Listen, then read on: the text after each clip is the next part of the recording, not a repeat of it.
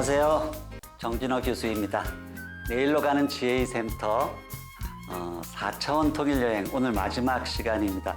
우주 이야기를 조금 하려고 하는데요. 유니버스에서 메타버스로 갈아타라.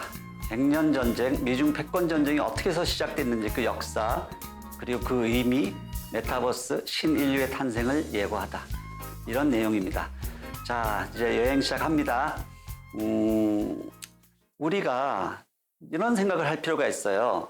우리가 한 300년, 400년 전만 해도 인류사의 긴 역사 속에서 항상 거의 동양이 서양을 앞서 있었거든요. 동양에서 중국 문명을 중심으로 해서 우리가 알다시피 나침판이나 화약이나 인쇄술 이런 많은 것들이 발명이 돼서 서양으로 건너갔고요. 그래서 그 실크로드 상에서 도자기와 많은 것들이 물품이 서양으로 건너가고 서양의 그 은들, 금은들이 이제 들어와서 청나라가 굉장히 부자 나라가 됐었거든요. 그런 역사를 갖고 있다가 갑자기 어떻게 서양이 동양을 추월했는가? 그 결정적인 것이 이제 과학혁명이었다 말씀드렸죠. 그 여파로 1차, 2차, 3차, 4차 산업혁명까지 쭉 오게 되는데 그런 속에서 이제 많은 사상의 변화들이 일어났고 진보주의가 일어나고 그랬죠. 근데 그때 이제 4명의 이제 천재들, 코페르니쿠스 천재들이 나타났는데 자, 지금 4차 산업혁명 시대에 다시 한번 이제 이런 문명사적인 큰 변화가 일어나고 있다. 저는 그렇게 보고 있어요. 그래서 다시 이제 이스트로 동양으로 이 역사의 중심이 옮겨갈 것인가 이 부분에 대해서 우리가 한번 이번 강의에서 좀 고민을 같이 나누어 보도록 하겠습니다. 자, 아리스토텔레스의 자연과학과 기독교 신학이 만나서 그 당시에 유니버스가 등장했다고 그랬죠. 그래서 유니버시티가 나타나고 그리고 나서 이제 21세기에 들어와서 이제 철과 흙이 만나는 이제 메타버스의 시대가 등장했다. 이것을 이제 이야기하려고 합니다. 제가 이제 성경 여러분 혹시 어떻게 시작하는지 아세요? 성경의 첫 문장이 이것입니다. 태초에 하나님이 천지를 창조하셨다라는 이 선언인데 이것이 얼마나 중요한가 하면 그 안에 모든 게 다 들어있어요. 태초라는 것은 시간에 대한 이야기거든요. 역사관. 그리고 하나님이라는 것은 신이 있어? 없어. 이 유신론, 무신론 갖고 이제 논쟁을 하잖아요. 천이라는 게 공간이고 지라는 게 물질이에요. 우주관과 물질관. 창조되었냐, 저절로 생겨났냐. 이거 가지고 싸우고 있잖아요. 그러니까 이 창세기 1장 1절의 이 한 문장 가지고 수천 년 동안 신학자와 과학자와 철학자들이 논쟁하면서 지금까지 그 논쟁을 이어가고 있는 거예요. 그 안에 시간, 공간, 물질, 인간, 신에 대한 수많은 그런 논쟁들이 여기서 비롯되었다. 그것을 우리가 이해하는 것이 중요합니다. 자, 시간, 태초라는 시간이 있었어?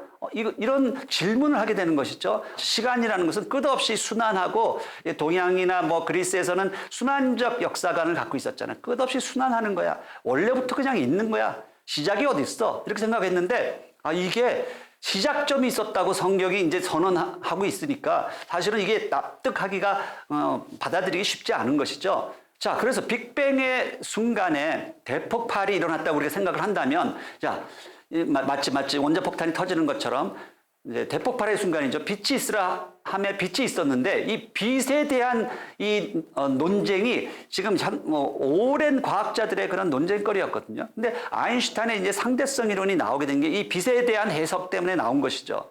근데 아인슈타인이 이제 그 고등학교 때부터 이제 그렇게 공부 잘하는 학생이 아니었어요. 늘 딴 생각하고 내가 거울을 들고 막 빠른 속도로 달려가다 빛의 속도로 날아가면 거울 속에 있는 내 이미지가 사라지지 않을까 이런 엉뚱한 생각을 하는 그런 학생이었어요.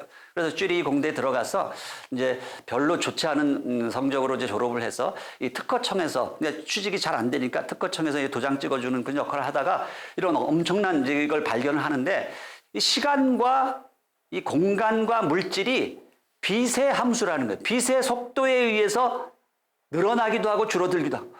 시간이 점점 느리게가 시간이라는 게 절대 시간, 절대 공간 이렇게 생각하고 있던 우리가 뉴턴만 해도 그렇게 생각했거든요.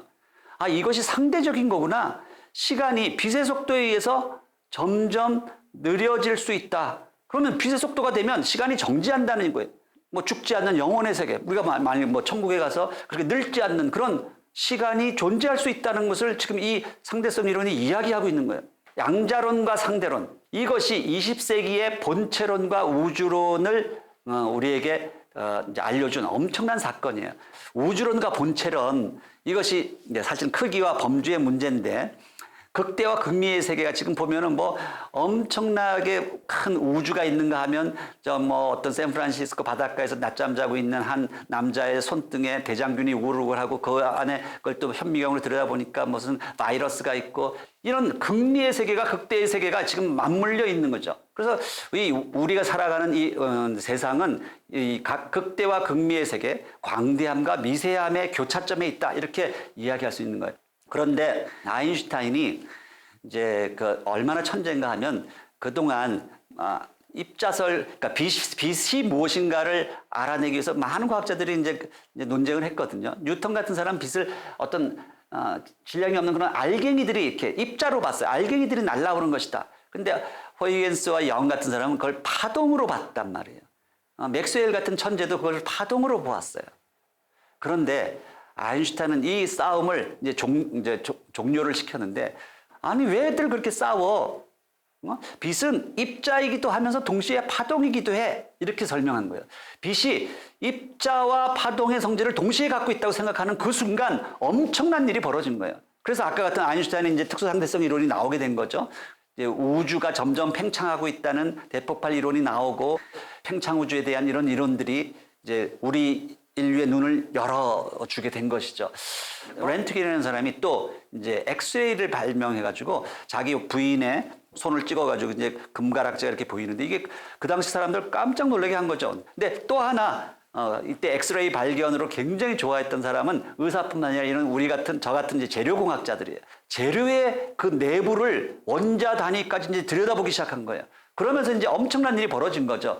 근데 이 달톤의 원자는 이제 당구공처럼 이렇게 생긴 원자였는데, 이제 톰슨이라는 사람이 그게 아니야. 원자 안에는 양전자와 음전하가 이렇게 같이 이렇게 뭉쳐 있어. 이렇게 톰슨은 이제 두 번째처럼 이렇게 생각한 거예요. 그런데 보아라는 사람이 이 전자가 이렇게 그냥 그 원궤도를 돌고 있는 게 아니고, 전자가 이런 어떤 파동의 성질을 가지면서 돌다가 또 에너지를 받으면 점프해서 올라가기도 하고 점프해서 내려오기도 하고, 에너지가 이렇게 불연속적으로 존재하는 이런 원자 모형을 제시를 했어요. 이것이 이제 양자론의 이제 시작인데, 자, 그러면서 이 양자론과 상대론의 세계가 등장하면서 지금 우리가 누리고 있는 이런 전자 제품들, 엄청난 그런 디지털 제품들이 여러분이 살아가는 세상을 완전히 뒤바꿔 놓은 거죠. 스마트 세상을 만들어 놨고, 그 VR뿐만 아니라 AR, XR 뭐 이런 식으로 가상 공간과 이제 현실 공간이 만나기도 하고, 자율주행 자동차가 등장하고, 또 뿐만 아니라 우주 시대를 열어서 이제 우주 여행이 가능해지는 그런 시대가 조만간 올 것이다. 그렇게 지금 이제 생각하는 거 아니에요. 이게 양자론과 상대론, 그 플랑크와 아인슈타인의 만남에서 시작이 된 것이다. 자, 그런 가운데 미중 패권 전쟁을 지금 이야기하려는 것입니다. 이 미중 패권 전쟁이 그냥 일어난 게 아니에요. 지금 이 21세기를 불붙이고 있는데, 이 내면을 들여다보면 이 양자론과 우주론의 이 세계관의 변화가 이 전쟁, 패권 전쟁의 본질이고 핵심이라는 것을 여러분들에게 오늘 알려드리고 싶은 거예요. 그래서 이 많은 이야기를 한 것입니다. 자, 한번 그 이야기 또 들어가 볼까요? 자, 우리가 본질적으로 북한이 핵을 만들려고 했던 것은, 이 중국도 마찬가지지만, 그 핵을 통해서 뭔가를 전쟁을 일으키려고 하는 게 아니잖아요. 미국이 핵을 갖고 있기 때문에 그 엄청난 그 두려움과 그 위협 속에서 미국과 대등한 협상 테이블에 올라가기 위해서는 핵이 반드시 필요했던 거예요. 그 당시에 이 핵을 가지고 결국은 미중 수교에 성공하는 1979년도에 얼마나 이제 큰 사건들이 있었나 보면요. 이걸 이제 딜을 할 거 아니에요. 딜을 할 때 미국이 호락호락하게 중국을 그냥 끌어들여서 미중 수교 그래 해달라니까 내가 해줄게 이렇게 안 했단 말이죠. 많은 조건을 붙였어요. 너희들 이제 집단 지도 체제 하여튼 독재 더 이상의 이제 마오쩌둥 같은 독재가 아니라 집단 지도체제로 넘어가야 된다. 종교 자유 허락해야 된다. 뭐 좋은 것들이죠. 서방 자본이 투자할 수 있도록 심천 같은 특구를 열어라. 그래가지고 투자를 그리고 또 하나가 뭔가 하면 원래 100년 동안 홍콩이 아편 전쟁 이후에 100년 동안 영국에게 이제 빼앗겼잖아요. 빌려줬는데 100년 후에 찾기로 돼 있었는데 그걸 50년 더 연장하자 이렇게 나온 거예요. 중국인들의 입장에서는 대단히 자존심이 상한 그런 요구들을 다 받아들여 준 거예요. 그때 이제 등소평이 했던 유명한 말이 흥묘백묘라는 거. 뭐 흰고양이면 어떠고 검고양이면 어떠냐. 지금 우리의 목표는 미중 수교를 달성해서 어떻게든지 우리나라가 다시 경제적으로 일어나는 거야. 그 생각을 가지고 그 모든 수모를 다 받으면서 이걸 받아들여 준 거예요. 근데 그 당시에 그래도 미국이 망설이고 있었거든요. 이걸 어떻게 할까 막 망설이던 가운데 중동에서 가장 친미 국가였던 여러분 이란이 원래는 가장 친미 국가였고 그래서 그 당시에는 이란의 여성들이 전부 다 미니스커트 입고 이게 막 진짜 그렇게 다니던 그런 나라가 호메이니 모슬렘 혁명이 일어나면서 반미로 확 돌아섰어요. 그러면서 그 미국 대사관에 있었던 52명을 이제 억류하고 하는 엄청난 사건이 일어났다면 그러니까 이 중동에서 엄청난 사건이 일어나니까 미국 입장에서 이 중국을 끌어들이는 게 유리하다고 판단했고 소련을 또 견제를 해야 되기 때문에 그런 상태에서 그래도 지금 망설이고 있으니까 중국이 결정적으로 미국이 베트남 전쟁에서 패하고 이제 떠났잖아요. 미국에게는 베트남이라는 나라는 굉장한 트라우마인데 중국이 베트남을 침공을 하는 거예요. 그래서 자기들이 확실하게 이제 공산국가인 베트남을 침공함으로 말미암아 자기들이 전향했다는 걸 딱 보여주는 거예요. 그래가지고 결국 이제 이 미중 수교에 성공을 하는 거예요. 그리고 나서 이제 중국의 역사가 바뀌는 거거든요. 이걸 우리가 잘 눈여겨볼 필요가 있어요. 결국은 북미 수교가 되지 않는 한 이 모든 이제 우리 통일로 가는 모든 길목에서의 이 갈등 구조는 해결되지 않는다. 결국은 북미 수교까지 가야 되는데 그러면 북미 수교가 될 수 있겠는가? 지금 물어봐서는 불가능해 보이지만 저는 그렇지 않다고 생각해요. 결국 이 핵 무력 완성 선언하고 중국이 미중 수교하는 데까지 10년 걸렸거든요. 앞으로 한 10년 안에 또 그런 일이 일어날 수 있는데 어쩌면 똑같이 이런 사건이죠.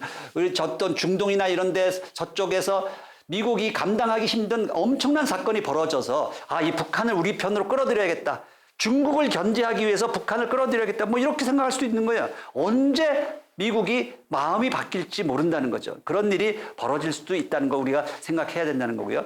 결국 그 당시에 중국을 이제 미국이 끌어들인 이유는 소련을 견제하기 위해서죠. 결국 그 여파로 소련이 중국처럼 개혁 개방을 하지 않을 수 없었고 그러고 나가다가 결국 이제 소련이 해체되고 냉전이 붕괴가 된 거죠. 근데 이 냉전 붕괴의 첫 시발점을 제공한 것이 우리 6월 항쟁이었다는 거예요. 6월 항쟁에서 민주화가 성공하니까 그걸 이제 중국에서 천안문 사태가 일어나고 연달아서 도미노 현상처럼 폴란드, 헝가리, 뭐 해서 베를린 장벽이 붕괴되는 이런 일들이 일어났는데 세계 역사를 바꾸는 그 첫 시발점이 우리의 6월 항쟁이었다는 것.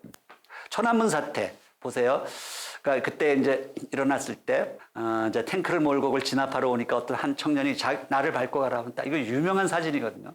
그런 과정을 거쳐서 오늘날 이제 중국이 일어나는 베를린 장벽이 무너졌죠. 독일 통일이 되고 그런 가운데 이제 중국이 본격적으로 이제 개혁 개방에 이제 들어가기 시작하는 거죠. 근데 중국의 역사 근대사를 보면 마오쩌둥이 통치했던 27년 이건 정치 해방이에요. 계급 투쟁을 통해서 평등 사회를 만들겠다 이렇게 한 건데 제2차 27년은 덩샤오핑과 장쩌민의 시대 여기는 이제 경제 해방이에요. 제3차 이제 후진타오 시진핑 시대 아직 27년이 안 됐죠. 이 시대는 문화 해방이라고 불러요. 그래 화해 사회 1대1로를 하면서 공부론 이제는 중국이 그만큼 이제 커졌기 때문에 이제 다 같이 잘 사는 그런 나라를 만들겠다. 이제 그런 이야기를 하고 있는 거예요. 그러면서 이 선부론에서 공부론으로 넘어가고 그러니까 엄포 사회라는 건 겨우 이제 배고픈 거 굶주림을 이제 면하고 이제 먹을 거 이제 그게 엄포 사회라면 소강 사회는 그래도 사람답게 살아가는 어떤 문화적인 그런 사회를 만들겠다는 거고 지금 소강 사회를 지금 중국이 지향하고 있는 거죠. 근데 여기서 멈추지 않고 중국이 대동 사회로 나가겠다는 것은 마치 옛날 중국이 세상의 중심이 돼서 중화 사상처럼 모든 인류를 이제 중국이 이렇게 다스릴 마치 중국이 지원이 돼서 중국에 의해서 세계 역사가 이끌어져 가는 그런 사회를 만들겠다는 게 중국인들의 지금 꿈이라는 것이죠. 근데 재밌는 것은 덩샤오핑이 이제 흑묘 백묘 이야기를 했잖아요. 검은 고양이든 흰 고양이든 우리가 경제만 살리면 돼. 뭐 이렇게 생각을 했다면 이제 시진핑 시대에 등장한 것은 농묘 시대예요. 녹색 고양이를 만들겠다는 거예요. 녹색 고양이. 그것은 이제 그린, 그러니까 이제 환경을 생각하는 그런 나라로 이제 진입하겠다. 그런 이야기를 하는 거예요. 그러면서 세계 역사가 다시 아시아 쪽으로 중심축이 옮겨가고 있다. 힘의 대이동이 일어나고 있다. 그렇게 생각하는 것입니다.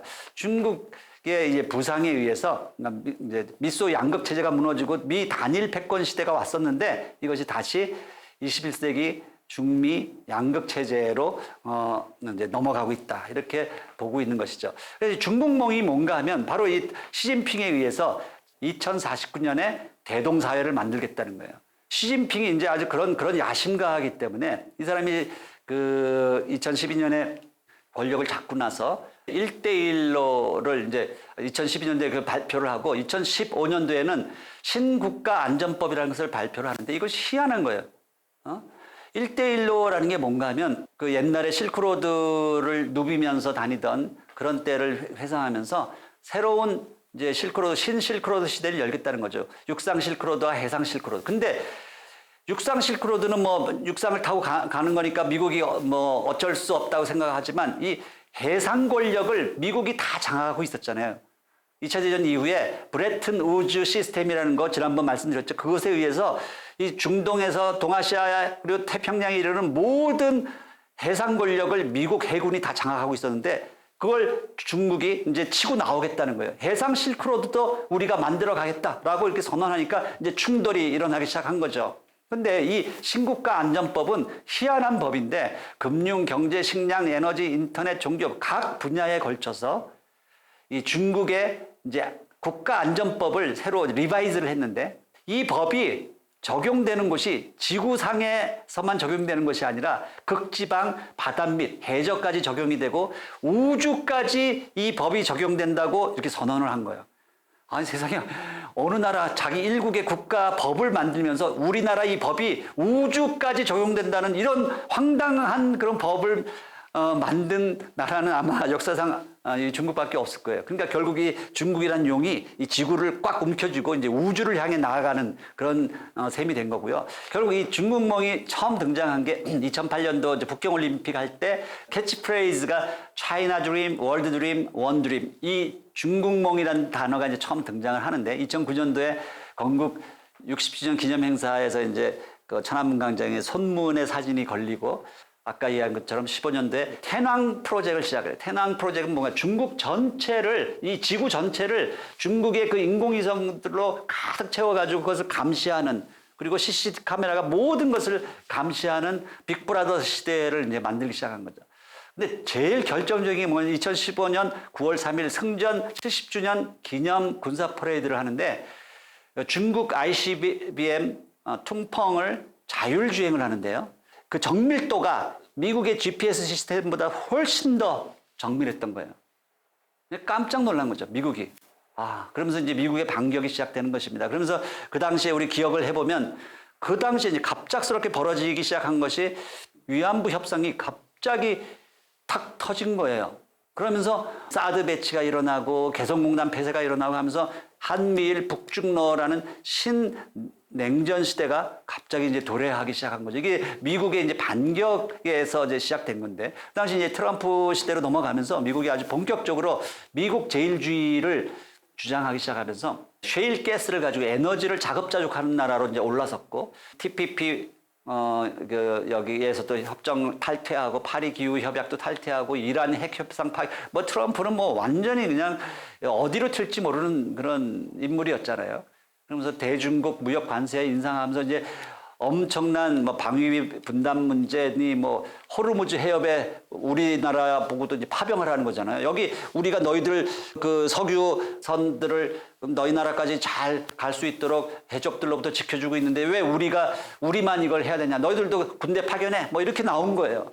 사실은 여기서 이 기름이나 석유가 우리한테 배달이 안 되면 우리나라 같은 이제 그런 산유국이 아닌 나라는 그냥 꼼짝없이 그냥 경제가 무너지는 거잖아요. 근데 이렇게 되면서 우리가 지금 석유에만 의존하던 그 시대에서 이제 넘어가서 이제 가스, 기체연료, LNG와 LPG를 어떻게 우리가 끌어올 것인가, 이게 굉장히 중요하게 대두가 됐고요. 정말 우리나라가 정말 호르무즈 해협이 막힌다고 한번 가정을 해보세요. 그러면 어떻게 할 것인가? 러시아에서 LPG 파이프라인을 끌고 우리가 올 수 있어야 되는데, 그러려면 북한을 통과해야 되는데, 그러려면 북한하고 사이가 좋아야 되는 거고요.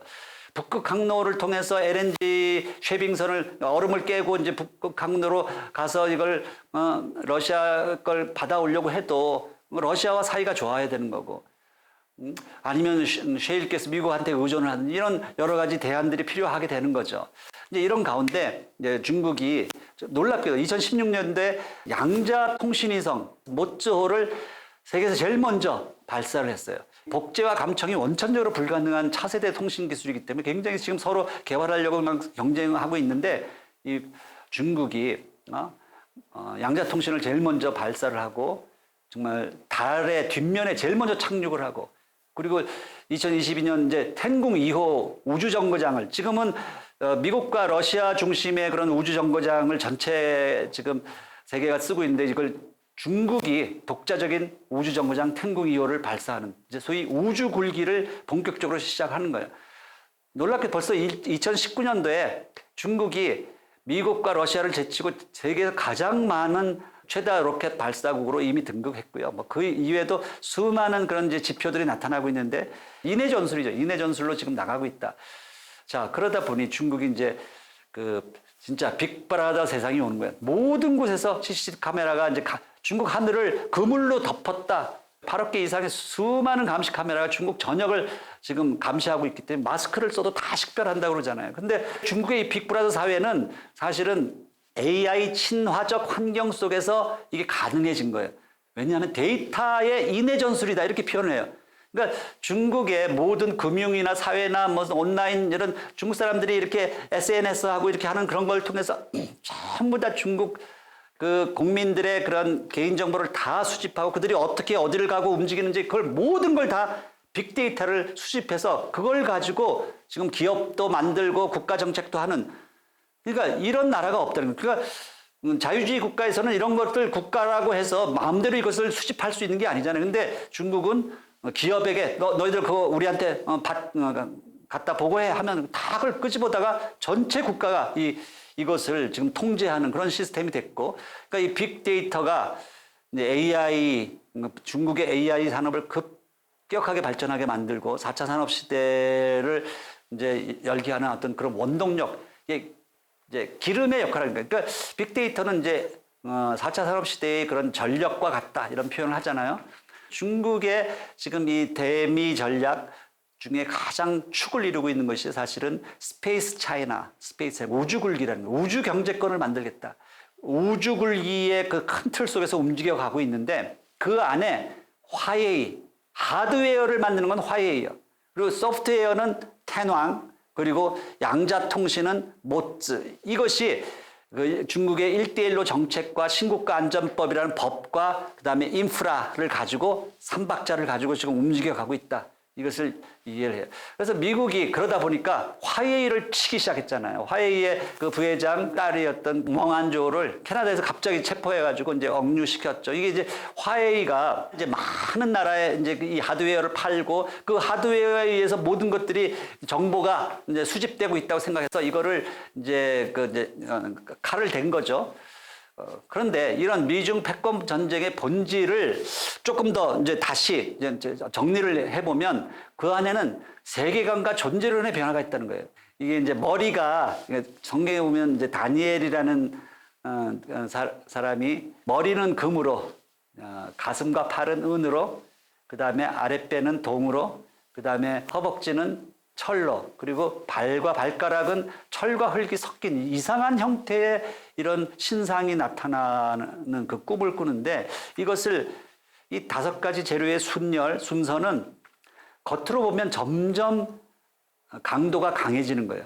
금보다는 은이 강하고, 동이 더 강하고, 철, 그리고 흙이라는 것은 석영이 철도 끓는 거거든요. 그러니까 이 인간의 역사가 외향적인 그런 그 문명은 점점 강해져요. 뭐 이렇게 돌로 던지고 칼싸움 하는 게 아니라 활로 쏘는 게 아니고 지금 이제 핵폭탄이 날아가는 미사일이 날아가는 시대가 되니까 점점 강하게 그 기계 문명이 발달하지만 다른 한편으로 보면 인류의 내면적 가치, 정말 이웃끼리 서로 사랑하고 서로 도와주고 하던 그런 옛날의 미풍양속이 다 사라지고 있잖아요. 내면적 가치는 점점 하락하고 있는 거예요. 그러니까 금보다는 은이 더 값이 싼 거죠. 동이 더 싸고 철이 더 싸고 흙은 뭐 그냥 이거 발에 밟히는 거니까. 이것이 이제 그 큰 변화인데, 자, 영국이 대형적으로 올라선 이유는 그 당시에 영국이 발명한 3대 발명이 있었어요. 그게 이제 증기기관 방적기계인데 또 하나가 용광로, 에이브라함 다합이라는 사람이 용광로를 만드는 바람에 최초의 철교, 최초의 수도망, 최초의 철선, 배죠. 그리고 최초의 철도 이런 것들을 영국이 가장 먼저 만든 거예요. 그 바람에 영국의 산업혁명이 일어나고 이제 세계를 제패하는 나라가 됐던 거거든요. 이게 이제 산업사회의 인프라스트럭처가 구축이 됐는데 지금 시대, 아까 그 신상의 제일 마지막 발바닥은 뭐였죠? 철과 흙이 같이 섞여 있었단 말이에요. 철은 이 산업사회의 인프라, 하드 인더스트리야, 꿀뚝 산업이라고 그러죠. 흙은 흙에서 나온 게 실리콘이잖아요. 실리콘 반도체로 만든 게 소프트 인더스트리예요. 이거 두 가지가 합해져 있다는 거. 온라인과 오프라인에 합해져 있고, 그리고 이제 뭐 경제와 이제 정치가 합해져 있고, 뭐 이기 철학이 합해지고, 문화가 합해지고, 이게 퓨전 시대를 열고 있다는 거죠. 그래서 산업사회에서 지식융합사회로 넘어가면서 이제 20세기 중반에 반도체 컴퓨터가 등장했잖아요. 그리고 나서 이제 인터넷이 상용화되기 시작하고, 그 다음에 이제 2005년대 스마트폰이 등장하면서 이제 4차 산업사회로 나타나고 이제 완전히 다른 세상이 열린 거죠. AI와 센서가 나타나면서 그러면서 이제 존재론이 바뀌기 시작해요. 옛날에 과거에 이제 파스칼은 나는 존재한다, 그로 생각한다. 하나님이 나를 창조했기 때문에 이 사람은 이제 신앙인으로서 존재가 먼저고 그리고 나서 그것을 위해서 생각한다고 생각했는데 그걸 뒤집은 사람이 데카르트죠. 내가 생각하는 게 나의 실존의 시작이야.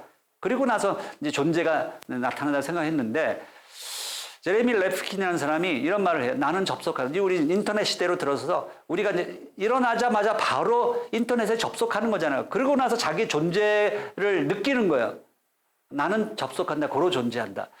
그런데 지금 4차 산업혁명 시대로 들어가면서 요즘 시대는 어떻게 이야기할 수 있나?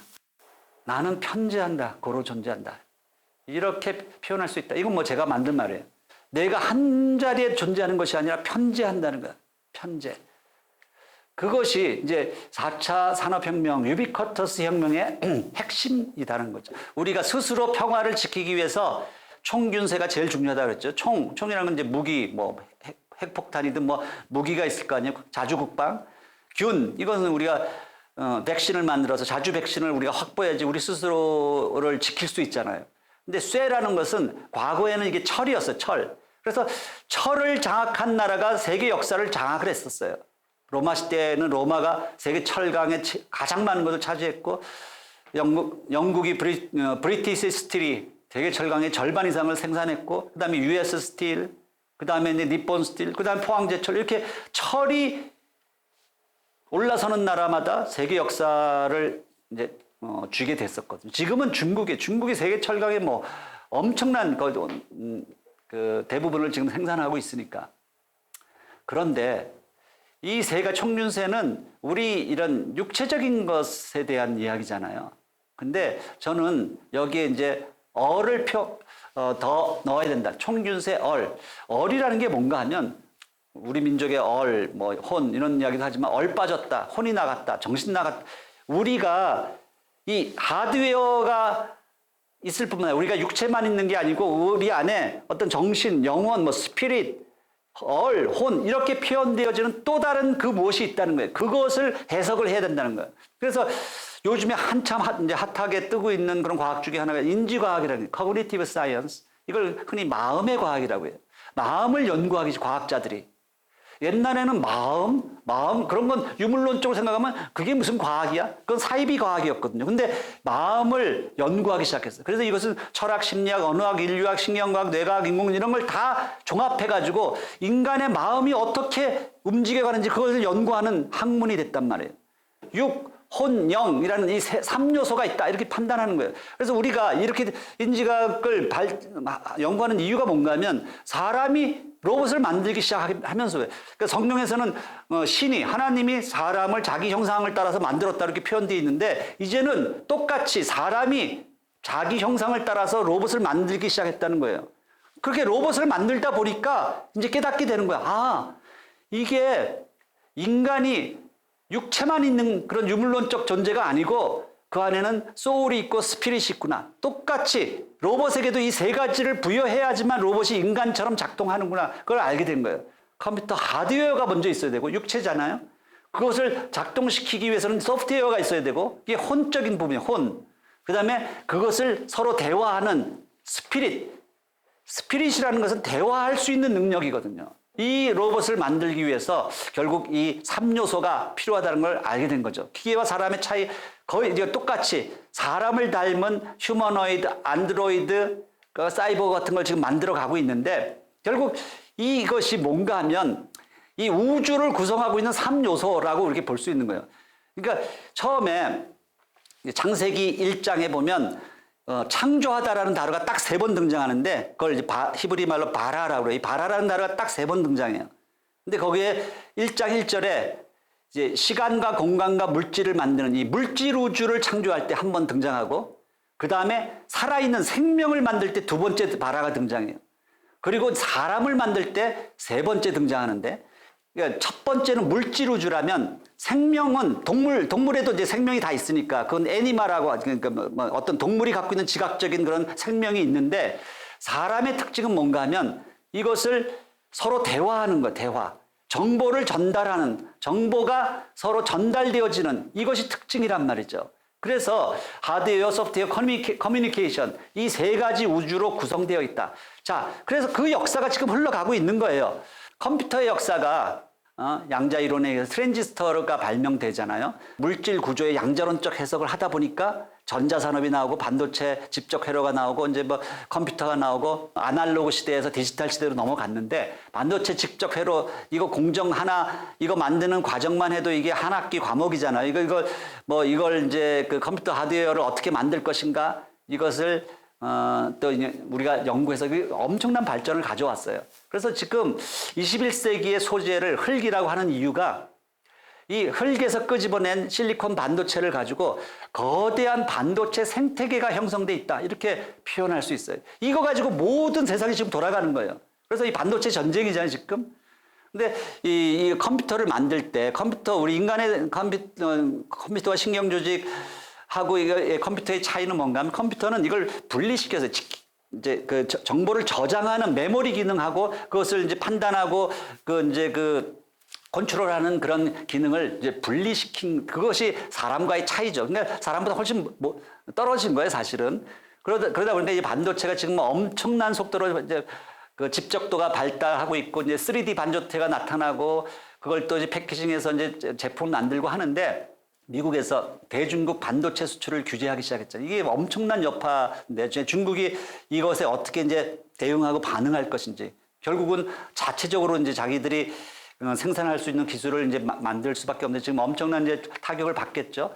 근데 그거 여파에 의해서 우리나라도 다 영향을 받는 거거든요. 근데 반도체 중에 우리 삼성전자가 세계적인 기업이지만 반도체는 크게 보면 메모리 반도체가 있고 시스템 반도체. 시스템 반도체를 비메모리 반도체라고 부르잖아요. 그러니까 메모리, 단순 저장하는 게 아니고 그것을 어떻게 판단하고 작동하게 만드는 시스템 반도체. 이게 훨씬 더 한 4분의 3, 75% 이상의 그런 시장 점유율을 가지고 있는 더 중요한 것인데 우리는 아직 메모리 반도체는 세계 최강이지만 이 시스템 반도체를 제대로 만들지 못하고 있는 거예요. 근데 인텔이나 TSMC 같은 대만의 기업 여기서는 시스템 반도체를 만들고 있거든요. 그래서 우리가 이제 지금 따라가야 할 길이 아직도 많다는 거죠. 양자 컴퓨터, 이제 하드웨어를 만드는 이런 일뿐만 아니라 그 1997년에 체스에서 딥블루가 세계 최강 체스 강자를 이기는 바람에 깜짝 놀랐는데 그때 그 영향을 받고 충격을 받은 사람 그 키즈들이 나타난 게 빌 게이츠, 레리 페이지, 스티브 잡스 이런 사람들이 그 당시에 그 충격을 받고 미국의 이제 AI 계열을 이제 뛰어든 거죠. 근데 나중에 이제 2012년대 토론토 대학의 제프리 힌튼 교수가 슈퍼비전이라는 그 기법을 가지고 결국은 인공지능을 거의 사람을 따라잡는 그런 모습으로 하게 되는데 거기에는 스탠리 큐브릭 감독이 만든 그 최초의 그 인공지능 로봇이 등장하는 영화가 있었잖아요. 2001 스페이스 오디세이라는 그 영화에 보면 할 9000이라는 이제 인공지능 로봇이 등장하는데 그냥 대단한 천재예요. 벌써 1968년도에 벌써 그런 인공지능 컴퓨터를 상상을 했으니까 우주 시대가 그렇게 열릴 것이다. 근데 이 로봇에게 사람과 같은 지능을 부여하려고 하는데 가장 큰 어려움이 뭐였냐면 아주 어려운 미적분 계산은 로봇이 얼마든지 잘할 수 있는데 상식이 없는 거예요. 상식. 걸어가다가 뭐가 돌멩이가 있으면 그걸 피해갈 줄 알아야 되는데 로봇은 그냥 걸려 넘어지거든요. 이런 가장 간단한 상식 추론이 안 되는 거예요. 로봇이. 근데 이걸 로봇에게 상식을 어떻게 부여할까 가지고 과학자들이 엄청나게 고민을 했어요. 근데 두 가지 학파가 있었어. 사이클이라는 학파는 그걸 다 말로 설명해서 언어로 뭐 이렇게 됐을 때는 이렇게 해라 매뉴얼을 쭉 만들어서 상식의 백과사전을 만들어서 로봇에게 가르치려고 했던 학파가 있었다면 로봇에게 자꾸 이제 뭘 보여줘서 환경적으로 스스로 학습하도록 감각에 의해서 직관적 판단을 할 수 있도록 카그니티브한 그런 카그라는 그런 학파가 서로 싸우고 있었는데 결국 누가 이겼냐면 카그가 이긴 거죠. 그래서 이 보여주는 게 그러니까 어린아이가 어릴 때부터 이게 고양이인지 강아지인지 어떻게 판단하는가. 2살, 3살만 돼도 그걸 다 판단하죠. 로봇은 못해요. 그것은 어린이가 어릴 때부터 수많은 사진을 찍어서 그걸 인지해가지고 그것을 가지고 데이터를 축적해서 판단하는 거거든요. 보는 것이 훨씬 더 막강하다는 것을 알게 된 거예요. 그래서 서양 철학은 흔히 논리 철학이라고 하고 그러니까 명제, 사고, 논리, 사실, 현상을 말로 설명해서 뭔가를 결론을 내려고 하는 그런 철학, 사고 구조를 가지고 있었다면 그게 아니라 이 말로 표현되는 것은 10%예요. 우리 인간이 가지고 있는 수많은 정보 중에 선생님부터 뭘 이론을 들어서 말로 설명되어서 알게 되는 것은 한 10%. 나머지는 다 경험에서 보고 아는 거예요. 말하는 것보다 보여주는 것이 훨씬 더 진실에 가깝다는 거예요. 백문이 불여일견이라는 옛날 말이 거기서 나온 거죠. 그래서 결국은 이 카그 학파가 결국은 승리를 거두는 거예요. 그래서 이 딥러닝, 딥마인드 이런 것들이 나오고 알파고가 등장하는 그 과정에서는 엄청난 사진의 데이터를 가지고 그 AI를 스스로 사고가 깊어지도록 만든 거죠. 그러니까 어린이가 그 자라날 때하고 같은 그런 원리를 한 거죠. 그래서 알파고가 이세돌을 이기는 바람에 세계가 깜짝 놀라게 되잖아요. AI를 유일하게 그래도 한 판이라도 이겨본 이 바둑 기사는 이세돌 하나밖에 앞으로는 더 이상 나오질 않을 테니까. 그래서 이제 제일 중요한 것이 이제 인간이 마지막에 보면 이제 서로가 이제 커뮤니케이션 할 수 있는 그 능력이 있어야 되는데 그것은 이제 영적 기능이라고 이야기했잖아요. 관계를 맺어가는 거예요. 컴퓨터 하나가 딸랑 있다고 해서 그것이 무슨 의미가 있는 게 아니잖아요. 컴퓨터 지금 네트워크로 다 전 세계가 연결되어 있으니까 거기서 엄청난 파워가 나타나는 것처럼 인간은 서로가 서로를 향해서 손을 잡아주고 서로의 관계성을 가지고 어떤 삶의 의미를 찾아가는 게 인간이거든요. 그래서 이 관계성 속에서 서로 정보를 주고받는 것 이 커뮤니케이션 이것을 바로 영적인 기능이라고 하는 거예요. 영적인 기능. 그래서 4차 산업혁명은 그 패러다임의 중심에 유비쿼터스가 있는데 그러니까 물리 공간이 사물이었고 근데 디지털 문명이 들어오면서 인터넷 공간이 왔었잖아요. 근데 지금 4차 산업혁명에서는 사물 인터넷이에요. 유비쿼터스는 물리 공간과 가상 공간이 만나는 것이다. 그래서 1차 산업혁명, 2차 산업혁명 시대에는 대량 생산을 하고 해가지고 물질 상품을 주로 만들어냈다면 3차 산업혁명 시대에는 정보 상품이었죠. 정보 상품. 근데 4차 산업혁명 시기에는 이것은 이제 유비쿼터스 상품이라고 불러요. 그러니까 사물과 사람이 연결된 상품. 그래서 보면은 우리가 이제 오퍼라고 중국의 베이징 대학의 재학생이었던 학생이 오퍼 공유 자전거를 만들었잖아요. 공유 자전거 그 뒤에 보면 QR 코드가 있어서 중국인들이 잘 쓰는 그 위챗 같은 걸로 딱 찍으면 그게 착딱 열리고 그걸 마음대로 타고 가다가 아무데나 놔두고 다시 닫으면 그 돈이 빠져나가고 하는 이런 간단한 공유 자전거 시스템 이게 다 연결된 네트워크로 연결된 이거 가지고 엄청난 돈을 벌었었거든요. 나중에 이거 방만한 경영하다 망했지만 어쨌든 이런 것들이 중국 전역에 다 깔려 있는 거예요. 중국은 사실은 QR이 지배하는 나라예요. 중국의 어떤 회사의 직인 하나하나에도 QR이 다 들어가 있어요. 이 QR이 없는 중국 회사의 직인이 있다면 그건 가짜예요. 벌써 한 7, 8년 전부터 모든 것을 다 QR로. 그러니까 중국은 이제 이런 신용카드 같은 걸 거의 안 쓰고 바로 이런 유비쿼터스 상품으로 넘어갔다. 그래서 중국의 이런 QR 결제를 가지고 뭐 흔히 중국의 거지들도 다 QR 결제를 한다고 하잖아요.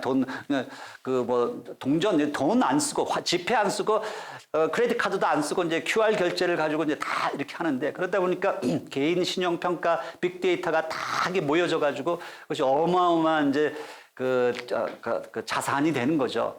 그래서 이제 IoT 이제 사물을 움직이게 만드는 사람과 사물을 연결시키는 거죠. 그래서 5G에서 이제 6G로 넘어가고 인간이 발견한 최고의 데이터 저장 물질을 이제 나중에 이제 DNA가 그 역할을 할 것이다. 이제 그런 이야기, 이제 어떤 이제 이런 연구를 많이 하고 있죠.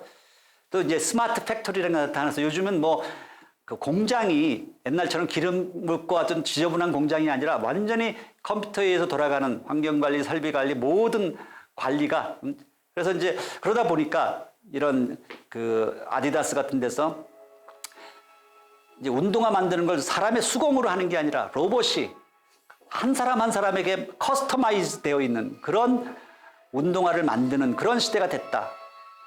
그러다 보니까 이제 어떤 일이 벌어지나 하면 옛날에는 이런 운동화 만들고 하는 이런 그 산업은 후진국에서 하는 것이라고 생각했는데 이제는 독일이나 미국이나 이런 데서 옛날 그런 제조 산업을 자기네 나라로 다시 불러들이는 리쇼링이 일어나고 있는 거예요. 이런 이제 공장 자동화, 그리고 UCT, 스마트 시티가 이제 등장하잖아요. 모든 것들이. 그래서 중국이 지금 시진핑이 아주 심혈을 기울여서 만들고 있는 게 슝안 신구라고 있어요. 북경하고 천진의 삼각 지점에 있는 슝안 특구가 이게 어마어마한 단지를 그린 이제 친환경적이고 디지털 스마트 시티로 만들어서 여기를 마치 옛날 실크로드가 시작하던 그 도시가 장안이었잖아요. 근데 디지털 실크로드의 첫 출발점 21세기 장안으로 만들겠다 그래서 슝안 신구를 만들어요. 중국의 알리바바라는 그런 기업하고 텐센트라는 기업이 여기 막 총동원되고 5G와 블록체인과 재생에너지로만 돌아가는 완전한 디지털 시티를 지금 개발하고 있다. 드림 소사이어티가 되고 있고 4차 산업시대가 되니까 뭐 스마트 홈, 스마트 팜, 스마트 유통 이런 것들이 다 등장하고 있는 거죠. 그러니까 5G에서 6G 시대로 넘어가면 사물 인터넷이 아니라 이제 만물 인터넷 시대. 모든 물건에 다 이제 인터넷이 연결되는 그런 시대가 된다. 그래서 메타하고 버스가 이제 메타버스가 이제 우리가 100년 전에 라이트 형제가 하고 마르코니가 그 비행기를 만들고 이제 무선 통신을 만들고 나서 한 100년도 안 돼서 지구촌 시대를 열었잖아요. 근데 지금 이제 우주항공이 시작이 되고 만물 인터넷이 열리기 시작하면 정말 100년도 안 돼서 이제 우주촌 시대가 우리 달과 왔다 갔다 하고 하는 우주촌 시대가 올 것이다. 그래서 메타버스라는 것은 다른 의미가 아니고 이제 새로운 우주, 실제 3차원 공간에서의 우주와 버금가는 디지털 병행 우주 속으로 인류가 들어가고 있다. 지금 그렇게 그래서 이것이 교육, 뭐 금융, 비즈니스, 의료 모든 분야에서 이 이제 메타버스 우주 안에서 그것이 이제 진행되는 그런 시대가 다가오고 있다는 거예요. 그래서 포스트 코로나 시대, 코로나가 그걸 더 앞당겼죠. 그래서 코로나를 언택트 사회라고 이렇게 표현을 했었는데 저는 그런 적합하지 않다고 생각하고요. 슈퍼택트, 초대면 사회가 다가오고 있다. 이렇게 표현합니다. 그래서 결국 코로나가 우리에게 가져다 준 것은 위기일 수도 있지만 그것이 엄청난 기회를 제공했고 코로나 쇼크로 인해서 이제 세계 질서가 다시 재편되고 있는데 중국이 나쁜 면으로 보면 저렇게 사회주의 체제 속에서 빅브라더가 등장하는구나 그렇게 볼 수 있죠. 근데 그것으로 인해서 지금 발빠르게 이 4차 산업의 그 선두주자로 지금 나가고 있다는 거 우리 주목해 봐야 되고요. 포스트 코로나가 우리에게 가져다 준 경종은 환경 문제죠. 환경 문제. 지구의 반격이다 이렇게 표현을 하는데 그래서 당분간은 위드 코로나, 위드 북핵, 위드 4차 산업혁명, 위드 양극화 시대를 살아가야 될 것이다. 저는 그렇게 생각합니다. 그것을 극복할 수 있는 것은 자발적 연대 공동체밖에 없다. 제 결론이에요. 그래서 남과 북이 서로 자발적으로 연대 공동체를 이루어야지 우리가 살아남을 수 있다. 지금 엄청난 그런 이제 그 화석 연료 문제로 인해서 전 지구가 이제 앓고 있잖아요. 이제 지구가 깨어지고 있는데 그것이 이제 석탄, 이제 고체 원료에서 액체 연료에서 그다음에 이제 가스 연료로 이제 넘어가는 그 과정이거든요. 이제 4차 산업혁명 시대에서 제일 중요한 건 가스, 기체 연료예요. 그래서 화석 연료 시대에서도 이제 기체 연료가 중요해지고 이 CO2 배출이 지구 온난화의 주범이기 때문에 재생에너지, 탄소 중립을 이루기 위해서 수소 환원 제철로 이걸 탈바꿈하는 옛날에 이 코우쿠스 같은 석탄을 가지고 만들던 용광로가 산업 사회의 어떤 상징적인 공룡과 같은 그런 존재였는데 그것이 지금 이제 수소로 그린 에너지 수소로 바뀌어서 수소 환원 제철로 이제 그걸 탈바꿈하려는 그런 노력을 하고 있다. 이건 이제 상식적으로 알아두시고요.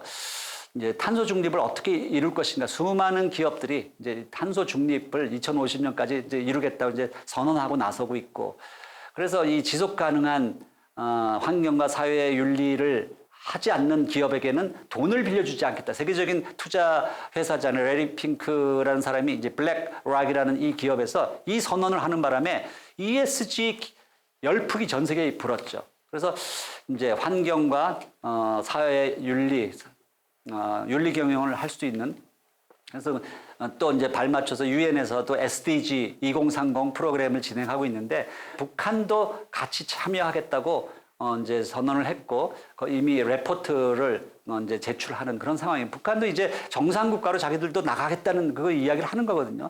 그 많은 그런 국가 정보들을 지금 유엔에 제출을 하고 있는 그런 상황이죠. 그때 이제 그 SDG 그 개회 선언할 때 우리 그 BTS가 가서 뭐죠? Permission to Dance라는 노래를 불러서 아주 센세이션을 일으켰었죠.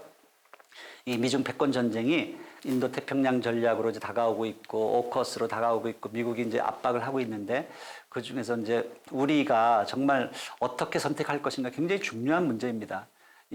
정말 이 경제 전쟁이 반도체, 에너지, 백신, 심지어는 마약, 방위산업, 핵, 뭐 많은 부분에서 이제 이게 같이 일어나고 있는데 우리 남쪽의 선택이 어떻게 될 것인지 너무너무 중요한 이제 기로에 와 있고 정말 2017년도에 촛불 혁명을 통해서 이제 새롭게 사회가 변화되는 듯 했는데 5년 후에 지금 우리 국민이 선택을 했습니다. 이제 윤석열 정부와 바이든 정부 시대를 맞이하고 있습니다. 이때 정말 진짜 급변하는 그 세상 속에서 우리의 선택이 정말 중요한 때가 왔다.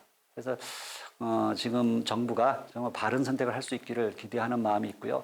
정말 선제 타격 킬체인 해가지고 이 전쟁 위기를 부각하는 것은 정말 이것은 위험한 일이다. 우리나라에서 전쟁이 일어나기를 너무나 기다리고 바라는 나라들이 너무 많거든요. 우크라이나처럼 똑같이 옛날 러일 전쟁의 그런 재판이 또 일어난다면 우리는 이게 완전히 미국, 중국, 러시아에게 다 조각조각 나라를 빼앗기는 그것을 감수하고 이게 전쟁을 일으키고 선제 타격을 한다는 것은 있을 수 없는 일이다. 저는 생각을 합니다. 지금 중국 공산당 20자 당대회 시진핑 산연임의 의미를 우리가 잘 이해를 해야 되는데요. 거기서 이제 첫 제1성이 뭐였냐면 이 그 코로나 제로 시대를 계속 유지하겠다. 이것은 빅브라더 통제 사회를 더 강화하겠다는 그런 뜻이고요. 대만을 무력 침공할 수 있다라는 이 선언은 미중 패권 전쟁에서 전쟁을 불사할지라도 하겠다, 한판 붙겠다라는 이 선언이에요. 이 굉장히 위중한 이 이제 선언이 나왔다는 거죠. 그래서 우리 21세기 국제 관계를 보면 20세기 시작할 때 이제 평등과 자유라는 그래서 분배와 성장을 가지고 공산주의, 자본주의 이렇게 나눠져서 시작을 했잖아요. 근데 지금 보면은 막 지금 이합집산이 되고 막 있는데 북중러, 한중일이 이렇게 나뉘어지고 근데 지금 요즘에 우크라 전쟁을 통해서 중앙아시아, 중동, 아프리카가 이 중국 쪽으로 쫙 붙고 있어요.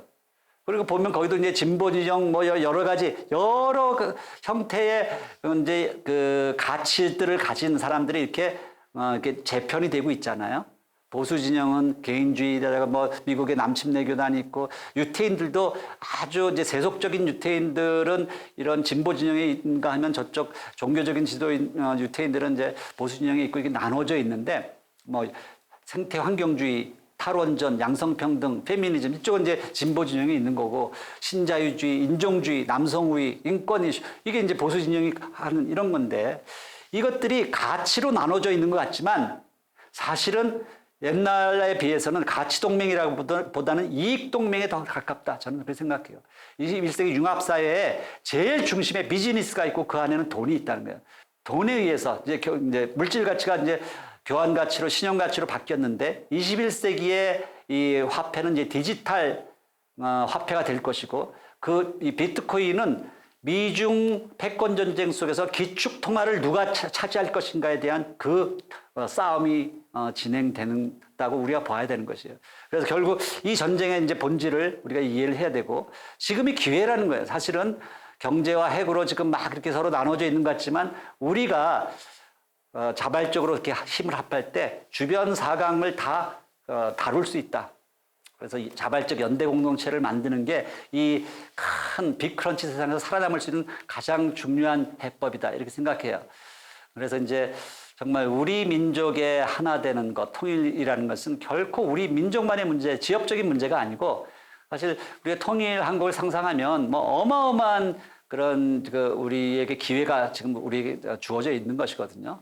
산업적으로 봐서도 그렇고 지정학적으로 뭐 이제 문화적으로 엄청난 기회가 있는데 저는 북한의 웬만한 도시들 뭐 10대 관광지 다 다녀봤지만 북한은 관광만 가지고도 먹고 살 수 있는 나라예요. 동해안을 따라서 가면 엄청난 관광지가 있는데 제가 이제 유라시아 원이스트 시 포럼, 한동해 포럼이라는 걸 만들어서 정말 남북 경협, 평화 경제 이런 상생 통일을 상생 경제를 통해서 우리가 남과 북이 연합하여 저 유라시아까지 뻗어나가자 그런 취지를 가지고 이제 우리가 이 대륙 세력과 해양 세력 사이에 끼어서 희생양이 되는 그런 역사가 아니고 우리가 당당하게 이태리 지중해를 주름 잡았던 이태리처럼 반도국가 이태리처럼 우리 동해가 21세기 지중해가 돼서 유라시아로 뻗어나가는 그런 나라를 만들어 보자.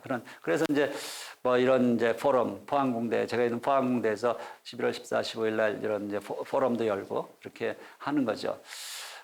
판문점 회담이 우리에게 보여준 것은 전 세계 언론이 몰려들었잖아요.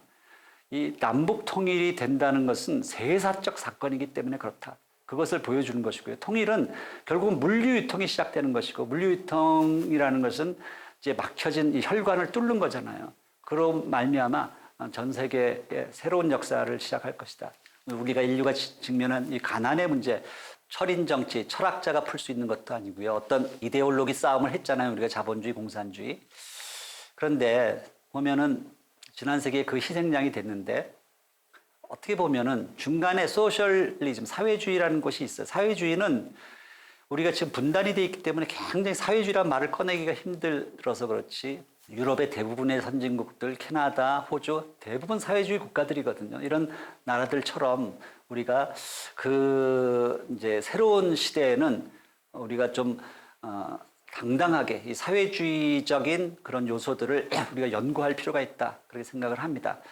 상생평화로 가는 이 통일의 집은 이런 연합과 경제를 통해서 상생 경제를 통해서 생태적인 통일을 해야 된다. 저는 그렇게 생각하고요. 유라시아 시대가 이제 아시럽의 시대로 바뀌고 있다. 이제 아시아에서 유럽으로 가는 아시럽의 시대로 바뀌고 있다. 그래서 파워 시프트가 일어나면서 사실 동아시아에서 이제 한중일 세 나라 그리고 이제 북한까지 포함해서 이제 테크놀로지의 시대가 다가오고 있다. 이렇게 저는 결론을 내리고 싶어요. 테크놀로지와 에콜로지를 합한 단어죠. 테크놀로지의 시대가 동아시아 중심으로 일어날 것이다. 그래서 이제 우리가 평양에서 예루살렘까지를 글로벌 안목으로 함께 바라볼 수 있어야지 우리가 이 시대를 바로 읽을 수 있다 생각합니다. 제가 늘 이제 30년 동안 꿈꾸었던 이 삼자연대의 꿈, 한국이 활대가 되고 북한이 화살이 되고 디아스포라 코리안이 활시위를 함께 당기는 그래서 우리가 유라시아까지 뻗어가는 그런 나라를 만들어가자. 이게 저의 꿈입니다. 아이고 뭐 정말 사실 10번 정도 강의를 해야지 되는 내용을 빨리 하느라고 그냥 굉장히 머리가 좀 쥐가 나실 수도 있는데 여러분들의 그 지혜의 샘이 조금이라도 열릴 수 있는 그런 기회가 되었기를 바랍니다. 제가 바라는 것은 우리가 미중 패권 전쟁의 이 시대를 정말 우리나라가 지혜롭게 넘겨야 되는데 너무 한쪽으로 이렇게 치우쳐 있으면 안 된다는 거죠. 우리가 지혜롭게 균형을 잡아가면서 이 중국이 지금 일어나고 있는 것을 잘 우리가 목도를 해야 됩니다.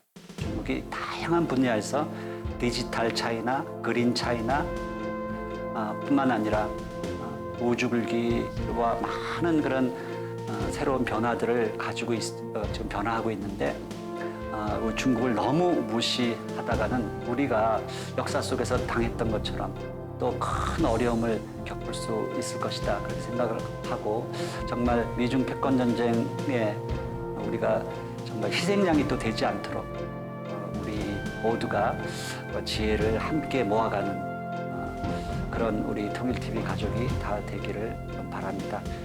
이게 장시간 이렇게 어려운 강의 들어주셔서 감사합니다. 이것으로 제 강의 마치도록 하겠습니다.